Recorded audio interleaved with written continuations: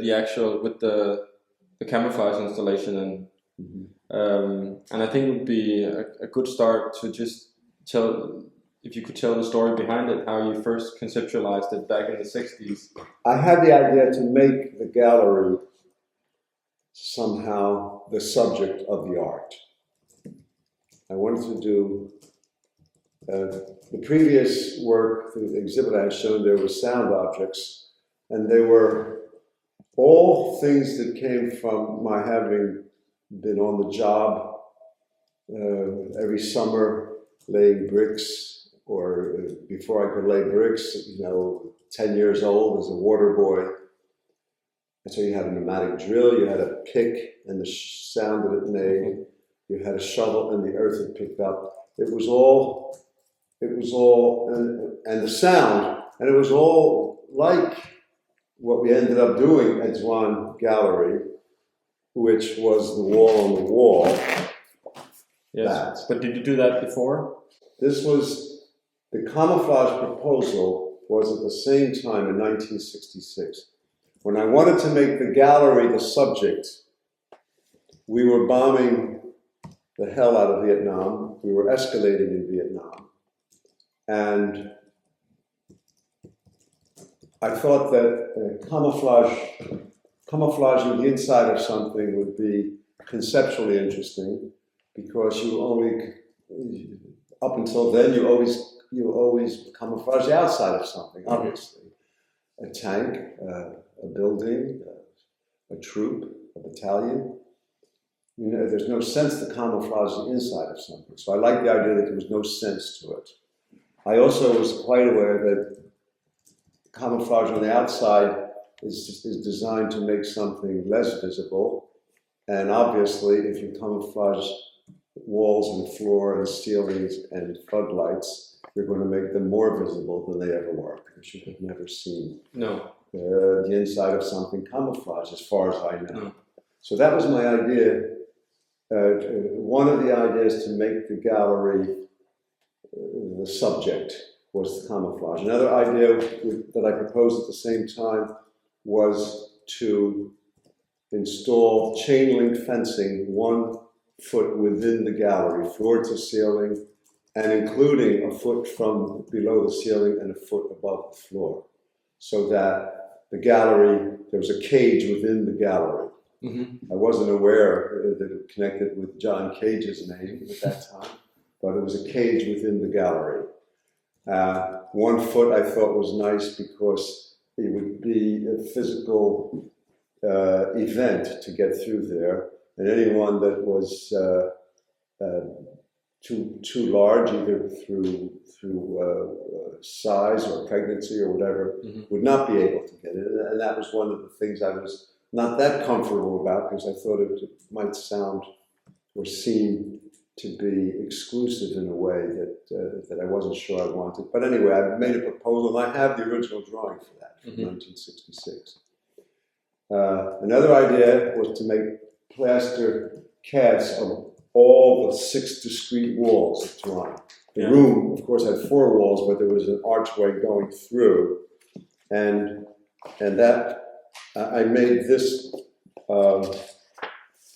I made this sample of a section for Virginia Dwan to see what it would look like. And what is the writing on? The writing was years later. I wrote poetry on there, and the photograph is good enough that you could see some of it. Yes. But in 1966, I simply made a fragment plaster cast of a section of wall. Okay. So you see that the camouflage proposal and the 6 sides are very close connected. Very close connected. So is this connected, and yes. So is putting a cage within the wall. Mm-hmm. They all had to do with making the gallery, in some respect, the subject yes. of. Usually when you have a picture on the wall, something is the subject other than the gallery. Susan Sontag, for instance, wrote a book called On Photography. And she made a remark in there that photography was always portable reality. Mm-hmm. And I remember when I read that section of the book, I tried to call her, and I didn't succeed in getting through, just to tell her that I had done an exhibit of work from '66 that did not fit that. And then in 1968, I did the photographs of the space in the gallery, the space behind the gallery. So that I had done something that was the exception to the generalization that Susan Sontag thought was safe. And she said, all photography is portable reality. So I was interested in, I think Kafka's remark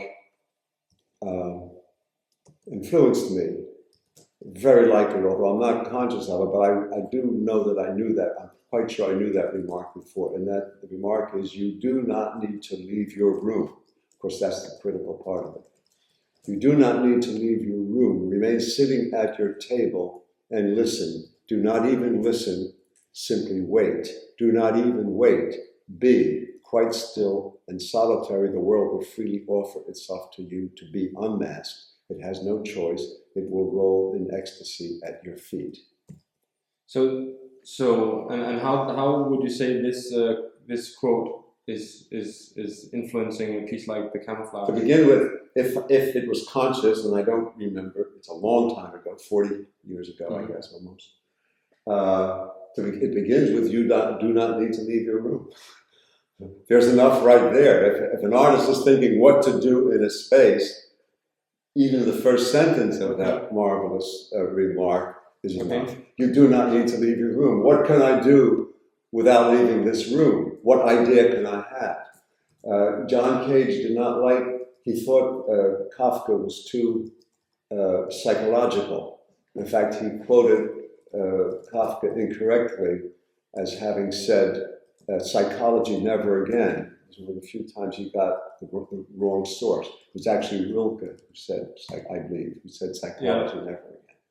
So, and in fact, in spite of the fact that he found Kafka too psychological, he insisted, when I quoted that to him, he insisted I write it down. It's the only quote I think any person I ever quoted to John said, would you write that for me? Okay. So how important, because this seems to be very much of a philosophical project or way of thinking. I think maybe all my work is. Yes. All the work I concentrate on. The urination piece from '61 is philosophical. I agree, but this work seems to be also very political, considering the context of the Vietnam War. And how important was that? That was an important part of it, and that was one of the reasons Virginia Dwan would have been very inclined to do that piece, even though there was a rug that would have had to be replaced, since that would have been camouflaged.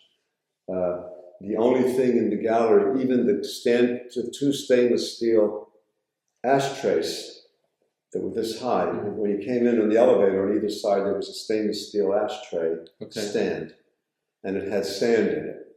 And she had even agreed if we could do the logistics, she had even agreed to camouflage the stand, so that the only thing in the gallery that wasn't camouflage would be the sand, two little circles of sand. And we both liked that idea, and the cigarettes in it. Yeah, you know, everything else, including I had actually got one of the floodlights and tried it in my studio, camouflaging it, and it would project the camouflage image on the camouflage, very connected with the wall on the wall. Okay, yeah. You see, later. So and the wall on the wall idea was, this was going to take too long. If it had been the last show in the year, she very likely would have done the cast or the camouflage. And because she was politically involved, and we were both enraged at the behavior of the United States of America at that time, bombing a country without an air force, bombing mercilessly a country without an air force. We considered it cowardly, I still do. And we were very inclined to do that. Or this idea, she was very interested in. Yeah. But if it had been the last show of the year, it would have been one or the other. Very likely the camouflage one, because of the headlines, which were continually about our rape of Vietnam. So, Picasso said that it was the Cubist who invented the camouflage. That's right. And but there are examples in warfare that go back to ancient times, actually. Mm-hmm. But of the camouflage he was talking about was more like what this exhibit looked like. And of course you have pictures of that. Yeah, I assume. But it seems that your use of camouflage is closer connected to Warhol's use of camouflage, which was later than it was something like 20 years later that he did those camouflage paintings. But an Italian artist by the name of Guito made paintings the very next year of camouflage. Arialdo, or not Angelo, but I forget his first name, and I really should get that down because that's important. But this is what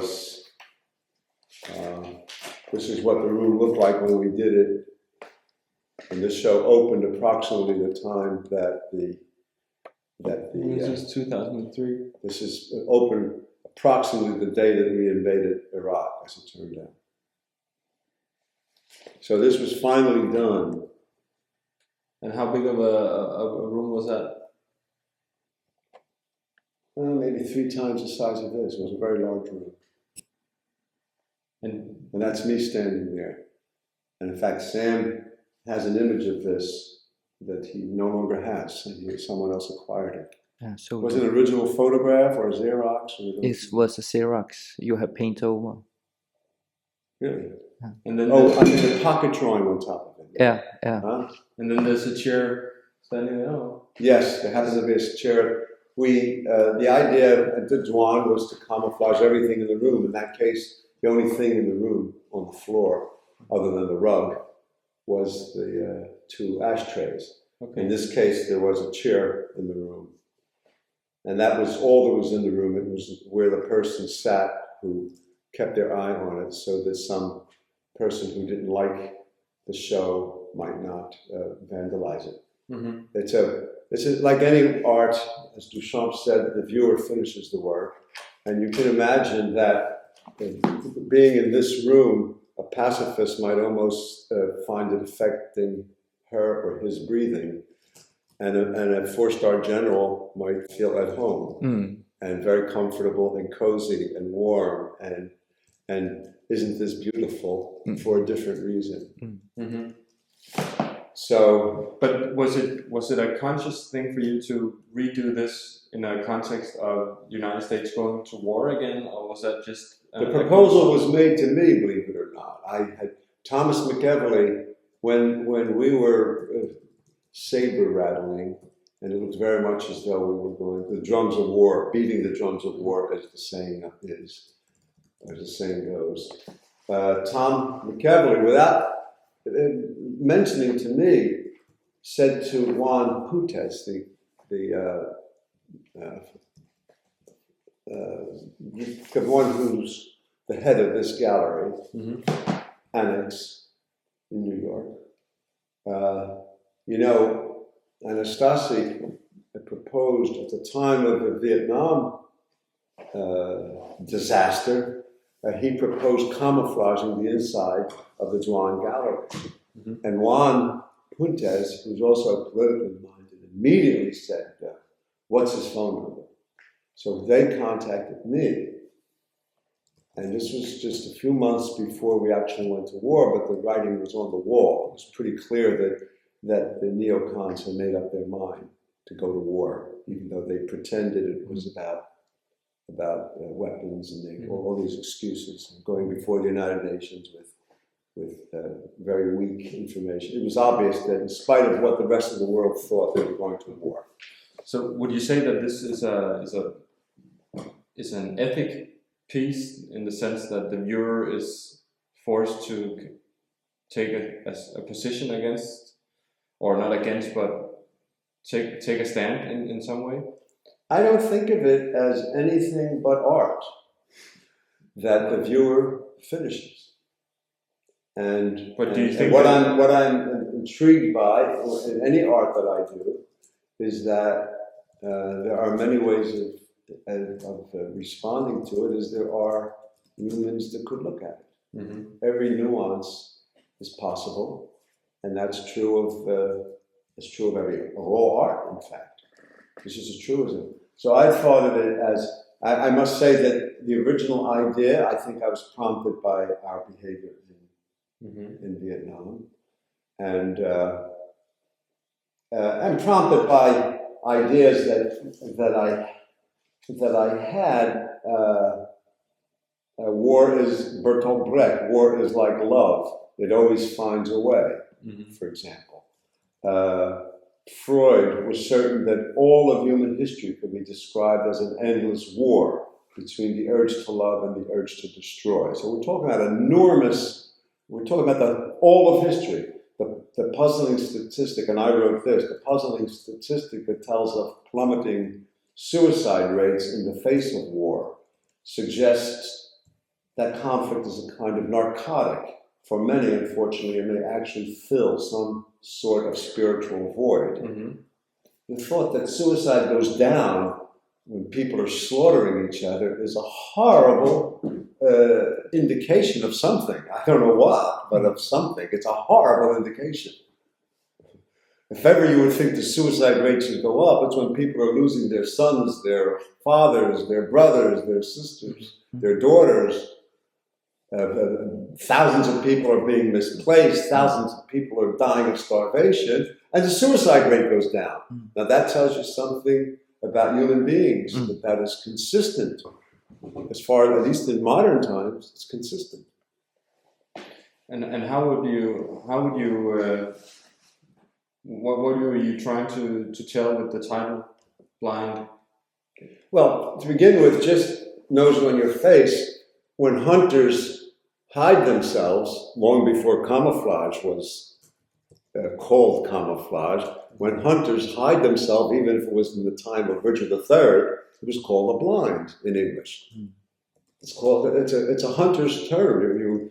You get behind some foliage, you try to fit into the landscape, so it's called a blind. So in the most mundane sense, camouflage is blind in the sense of a hunter's word, a word that hunters use.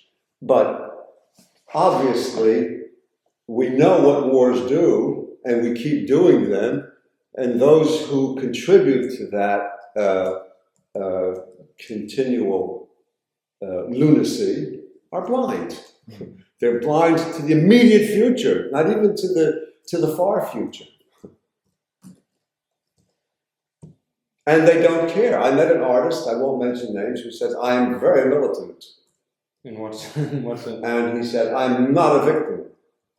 And he knows all kinds of black belt and all kinds of truth. And supposedly 3 men came at him with a knife, and they were very sorry because he got one of the knives and they'll never be the same. Words to that effect.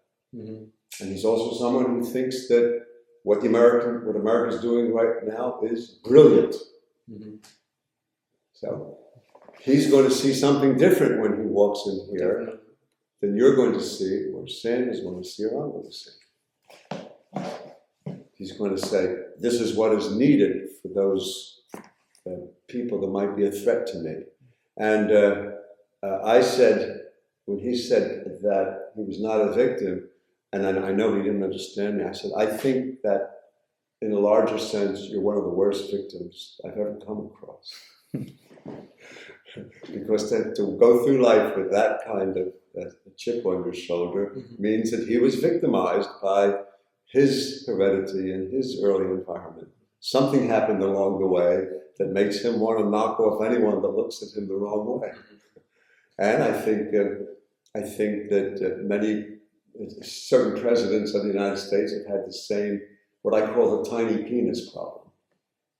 I did a piece in the 80s that you have to look at very closely, and everyone laughs when they finally decipher it, because the sentence is about, 2 meters, 2 millimeters. 2 millimeters long, and appropriately And even a nun that I saw laughed. Everyone laughs because when they study it, then they finally decipher it, says, I have a tiny penis. Well, I was thinking about all of this. I was thinking about militarists. I was thinking of people who say, I am a militant. I am not a victim. Well, there should be some happy ground between not being a victim and not being a militarist. Yeah. Would you also say that there's this use of camouflage, which is an idea, the idea of which is to fool the eyesight, and you have that in many of the other works. That's right. Would you say this goes into it as well? Well, to some extent, almost all of art, it fools the eyesight a little bit.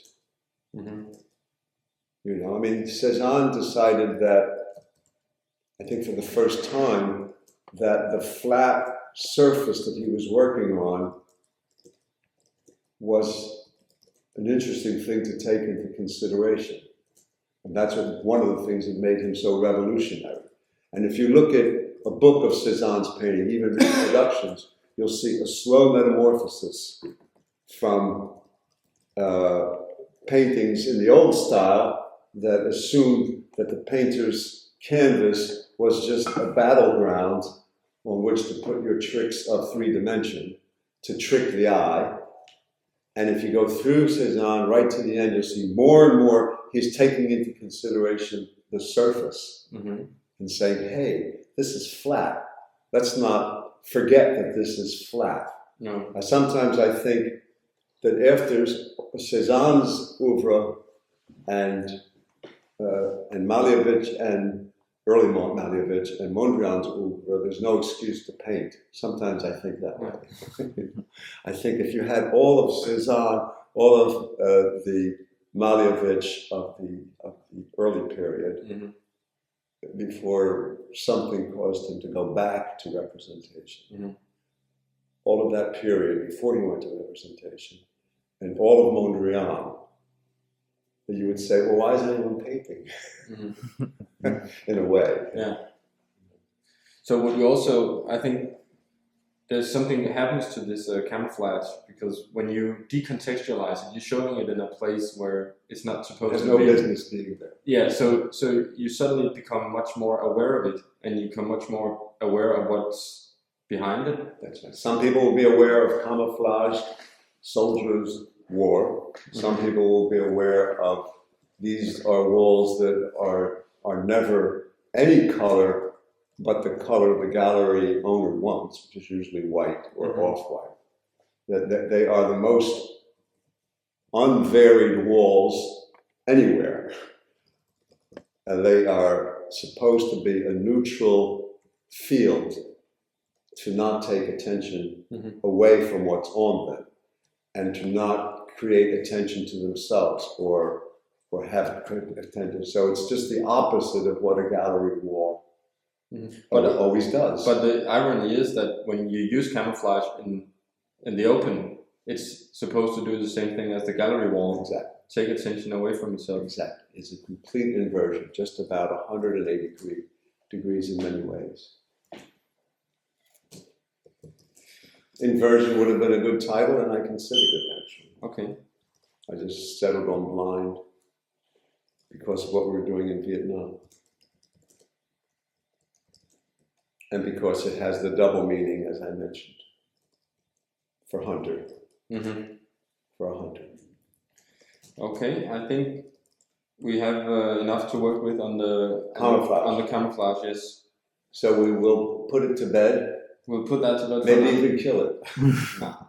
We'll give it a sleeping. Yeah. Okay, we'll give it a sleeping. So, no, I think the next thing I would like to talk about are the subway drawings.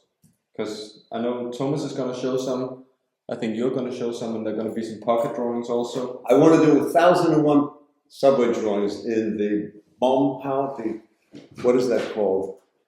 The Hamburger Baumhaus. Because they have a corridor there that is so long, because it's as long as a train from the front to the end. Oh, yeah. So long, and they must have several hundred realistic paintings, the same size by coincidence as the subway drawing. I mean, they happen to be almost identical in length, in size, to subway drawing. I'll bet they are by coincidence. And if you get rid of the space between them, 1,001 subway drawings can fit in that corridor, I think, if I measured it. And I would like to do it because I played over 8,000 games of chess with John Cage, I figured out. But many times I had my car, so I wouldn't do a subway drawing, but many times I had the subway. And I would do one, sometimes seven times two, one on the way down, one on the way up. In those days, I would only do it mostly just for one trip, either one way or the other. Now I'll sometimes do 5 or 6 trips, and they're quite dense, some of them. But I would love to do 1,001 subway drawings there or somewhere else. It would also be interesting floor to ceiling in a gallery. Okay. And this 1,001 is of course a reference to 1,001. To one of the greatest books that most people have not read all the way through. Just as you have very few people have read the Bible all the way through, very few people have read, and the right title, the right translation is 1,000 Nights and One Night, as a matter of fact. And anytime you want to read one of the greatest books you've ever read, or even one of the greatest stories, just pick it up anywhere. It's a great, great work of art from that part of the world. But you've done, I mean, the subway drawings began as pocket drawings. Is what? They began as pocket drawings. Okay. I was seeing, and I'm sure I've told both of you, or at least Sam, this story. I could not resist. They had a very good pianist named Perry, his last name, to accompany the silent movies at the Museum of Modern Art. I happen to think that not only the greatest movies, the greatest films were silent films, I happen to think that the film as an art degenerated with sound. As soon as you have sound, you're filming a play.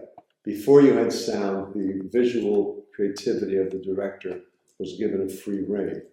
So I could not, and I felt that way even in the mid-60s. And I could not resist going to look at either a theater or a museum silent movies. I watched a lot of silent movies, and I felt guilty for not working for 2 hours. At that time, I was kind of obsessed with my work. I would work around the clock sometimes, with music on the whole time, which means I was in a narcotic state, because I think the Muslims are right. Music is a narcotic, as a matter of fact. And I would have music on for more than 24 hours straight sometimes, working. But if there were silent films, I would take off and I'd go to a silent film. And these are 2 subway drawings. These are the 2 that are exhibiting now at pocket drawings. At the pocket drawings at the Museum of Modern Art. These are from '69, these 2. And that's pretty much what they looked like, although sometimes the size was different, a different kind of paper. These were on vellum, which is this paper that I borrowed here. Yes. And I got so interested in the fact that my mind was far away watching the film, and my hand was doing something automatic or mechanical. That I would, at a certain point, I would find myself continuing the pocket drawing. Pocket drawing is simply folding up a piece of paper so it fits into my pocket, and then drawing on every surface with a little stub of pencil, usually. And then turn it over. And I'd have to think to turn it over, but then when I was drawing, I would pretty much not think of drawing or think of art or think of art history or think of art career or even think of myself. I'm usually thinking of Buster Keaton or something like that, or just being carried away by Buster Keaton. So I got interested enough in that even after I would leave the movie and head home, I would continue a pocket drawing on the subway. And then I realized that this made me look a little bit like a freak or a sociopath. And I decided to put a pad on my knee and with one hand at a time or two hands simultaneously, try to relax my arms to the utmost so that the point is just touching, and I would hold it not like I hold a pencil when I draw, but the way I would hold a dart or two darts. So it would be as vertical as I can make it. Mm-hmm. And I would hold it in a relaxed way, and I would think about my breathing with my eyes closed at that time, always. So it's a meditative kind of approaching. It was very meditative, and it still is. And any day that I do one, it usually turns out pretty good. So that's one of the reasons I do so many. It has become maybe the closest thing to an addiction. Well, if I take the subway, it just seems like a terrible waste because I never know what's going to happen. And I wear these anyway when I take the subway, even if I forgot which I almost never do, or if I'm in a situation where I have to take a subway and I'm not near my paper, and even then I try to find a piece of paper and a pencil. But I wear these, which immediately make the sounds very far away, and really it changes them. It's not only that it makes them so soft, it makes them, I find, beautiful in a different way than loud sounds. So when you talked about this, just sitting down and relaxing, the Kafka remark comes back into the picture. Is that just a way of just letting reality make its mark on on the piece of paper? Yes, they're phenomenological in the sense that I've set up a system where I'm consciously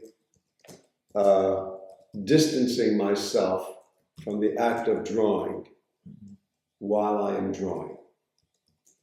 And they're not the first blind things I did. In the early 60s, I did 96 constellations, I call them, and one for each prelude and one for each fugue of the well-tempered clavier.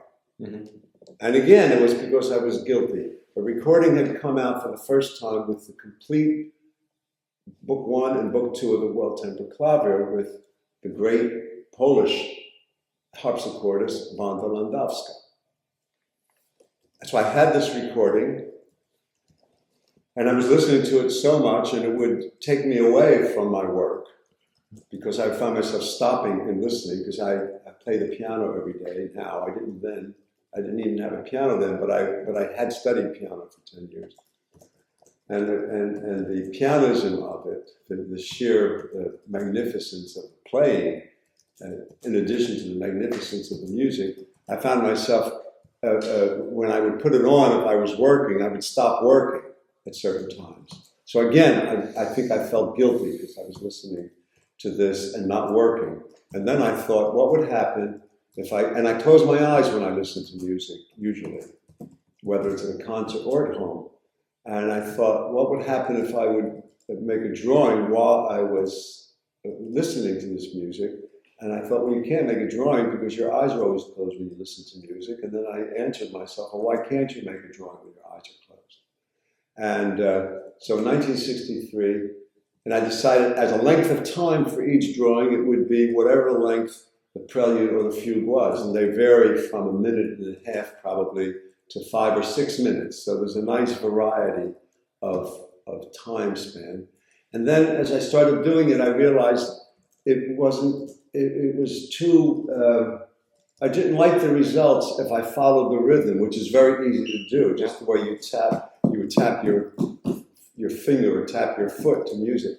So the meditation became, and I didn't call it meditation at that time, but now I see there was meditation. The meditation became, how about if, to take myself away from drawing, I'd listen to the music and let the rhythm of the tapping of the pen be different, not following the music. Be arrhythmical. Or non-rhythmical. Non-rhythmical. Try to make it ignore the rhythm so that I eventually got good at having my hands separate from my ear. just as when I went to see the silent movie, I got good at my hand being separate from what your eye usually does when you draw. My eye was far away. With these very primitive early constellations of the well-tempered clavier, I found a way to let my ear be separate from my hand. And I got very good at it. And the better I got at that, the more I liked the results when I would look. But my eyes were closed when I did these. So the music is going, following it, and this is following something else. But when you say it's phenomenological, it also questions the role of your body. I mean, even though they're very meditative, they're also very physical. I mean, you are in very close contact with the... All of this work, I have said very long ago, is closer to calisthenics than it is to aesthetics. So these, would you say that these body or pocket drawings also sparked your interest in using your body as a medium almost for your works later on? Even the constellation drawings, because I'm doing this, my arm is getting exercise. My brain is getting a very good exercise, especially in the beginning, because it was quite a mental exercise to have the tapping, which is after all a fairly audible sound, separate from the very rhythmic sound of a harpsichord, which is more, the rhythmic aspect of it is more in evidence to my ear at least than even a piano, because a piano has all sorts of overtones, and it's a much warmer sound that envelops you, whereas a harpsichord is a much cleaner, lean sound. It would be easier to separate yourself from a piano music, the rhythm, than from a harpsichord music. Yeah. So when you started doing the bigger projects on the wall with your eyes closed, how did that develop out of the early pocket drawings, which is a much smaller scale? I already realized that it was closer to calisthenics than it was to aesthetics. And if you're doing this, which is also, it's not only inspired by wanting to get away from my aesthetic prejudice of the moment, which I've always been trying to do. Excuse me? I have always been trying to escape my own aesthetic prejudice of the moment. When people carry on about a painting or a sunset or whatever they carry on about, all they're talking about is their aesthetic prejudice of the moment. Now, some artists disagree with this vehemently. Some artists think up on Mount Olympus there's some ideal of beauty, and they are in touch with it. And I won't mention names, but some very famous artists are in touch, and I'm very far from that. I think that everyone's taste, the only interesting thing about anyone's taste is that it's always changing. And the only interesting variety is that some change very slowly and some change very quickly. And they change so quickly that they go there and then they come back. Because they don't even leave a place forever, but they'll leave a place for a while. There was a time I liked Liszt. There was a time then that I didn't like Liszt. I'm embarrassed, at least in front of some people, to say that now I'm in my 72nd year and I like certain things of Liszt again. And if you talked to me 15 years ago, I would have attacked Liszt as subjective and everything I don't want in music. And John Cage made some remarks about Bach, to me, that Bach, the religious aspect and the Lutheran aspect being a problem for him. But in another conversation, he admitted that when he was staying with Richard Bulig, a great pianist, who was preparing with another pianist a concert of the Art of the Fugue, which was the last thing Bach wrote and which was unfinished, and was so unfinished that he never even said what it was supposed to be performed on. It could be an organ, because it has the pedals, or it could be two keyboards, or it could be, he could have had a whole orchestra in mind. Or he could have been just writing abstract music. He could have finished it and never said what it was for. And John heard repeated performances of this. And John admitted to me, this was years before, he admitted to me that he felt and he was staying there for a while when they were doing this rehearsal, so over a few weeks he heard these rehearsals. He admitted to me, he said, I felt as though I didn't have to hear any other music for the rest of my life. That's just how, and then at a later time, he found himself enjoying Mozart more than Bach, which at this point I consider blasphemy. You see, but... But would you say that your use of your body is a way to get away from your aesthetic prejudices? Because it's that's one way. One way to get away from my aesthetic prejudice of the moment is to use the body in such a way that it's not consulted. I'm not consulting my aesthetic prejudice of the moment, so I'm certainly away from it. I'm not consciously consulting it. There's no way of proving that when you do something so constant as I do the subway drawings, and then I look at the results afterwards, there's no way of proving that some of that aesthetic prejudice is going into this, even though I'm not aware of it. But that's interesting. I mean, I find that interesting because if I'm not aware of it, that becomes even more interesting than if I am aware of it, I think.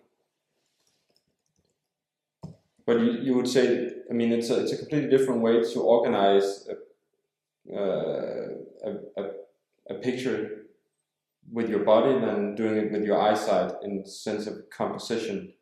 So in that way, you're setting a parameter or a frame for yourself, and you're just letting your body interact within this frame. Would you say that's? I think that sounds right, and I was thrilled to see an exhibit of de Kooning's paintings or drawings, all his drawings, or many of his drawings, maybe at the Drawing Center in New York, may have been.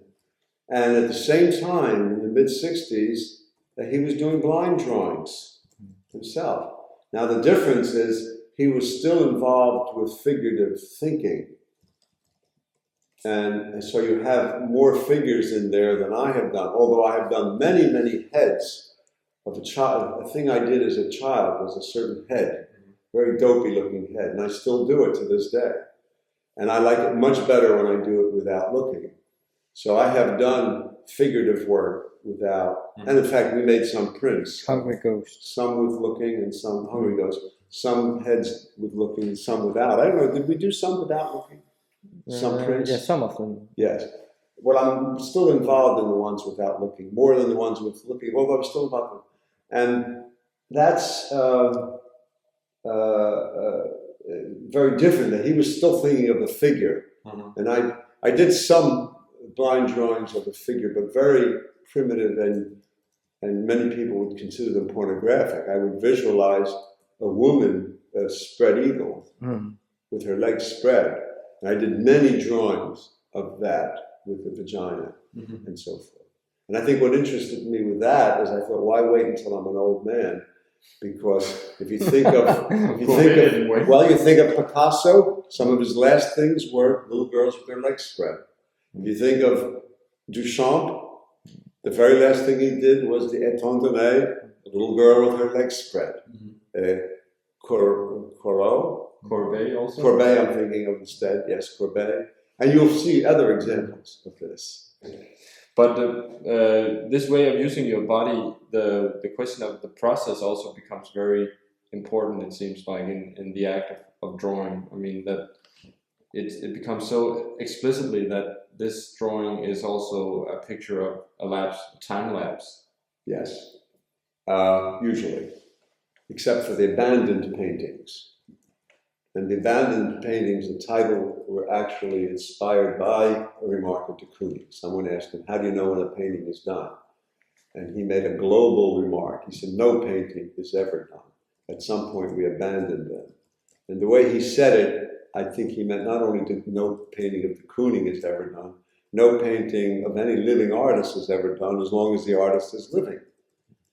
And you have examples of that in literature. If you listen to James Joyce's recording, either of sections of Ulysses or Finnegan's Wake, with the text that he himself approved, and you follow it, you'll see that by the time he made the recording, he had some second thoughts because the recording is not exactly what is there.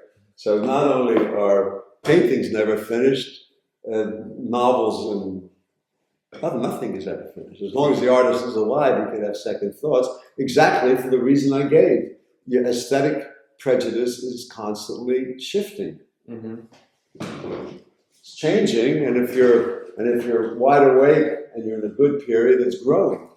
I think. Were you interested in the process aspect on a conscious level back then when you started doing the process drawings? Very, very much. I wouldn't have used the word process. No. I just said they're blind drawings, blind constellations in 1963. We should show those sometime. Virginia Duane wanted to show those. And then when she saw the stamp, she wanted that to be the first show. These 96 drawings done blind. Because in 1963, that was a fairly rare idea. You see. And then she got the sound drawn, the objects, got her excited enough. That's what she wanted to do. So I've never shown those. So blindness is both in your pocket and on the gallery walls. So the title here, of course, is connected with work that goes back, that was made 3 years after I first started putting dates on things. 1960 was the first adult work that I had dates on. When I have a drawing when I was 14 of Joe DiMaggio that has a date on. But this is a different kind of blindness than in the pocket drawings. Yes, very different. In what way would you say it's different?